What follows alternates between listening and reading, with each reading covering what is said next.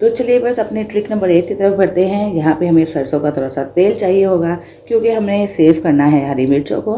हरी मिर्चें बाज़-का ख़राब हो जाती हैं, फ्रिज में रखे-रखे और बाज़-का खुश्क होने के बाद रेड होना शुरू हो जाती हैं। तो इससे बचने के लिए और अपनी हरी मिर्चों को ज़्यादा देर तक सेव करने के लिए हमें थोड़ा-सा सरसों का तेल चाहिए होगा। और अब हमने क्या करना है, अपनी हरी मिर्चों को सेव करने के लिए इनको पहले अच्छे से वॉश कर लेना है। जैसे ही ये वॉश करेंगे ना, इसको अच्छे से ड्राई भी कर लेना है। और उसके बाद हमने इसके ऊपर से जो इसकी स्टिक्स है ना, ये उतार लेनी है। इतनी ज़्यादा नहीं उतारनी कि ये बिल्कुल ही नंगा हो जाए ऊपर से, इतनी उतारेंगे कि बस ये स्टिक सेपरेट हो जाए।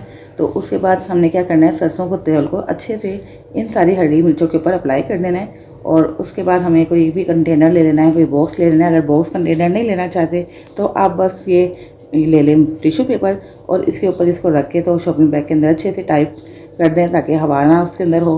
या आप इस तरीके से एयर टाइट बॉक्स के अंदर भी इसको सेव कर सकते हैं। इंशाल्लाह ये मिर्चें काफ़ी देर तक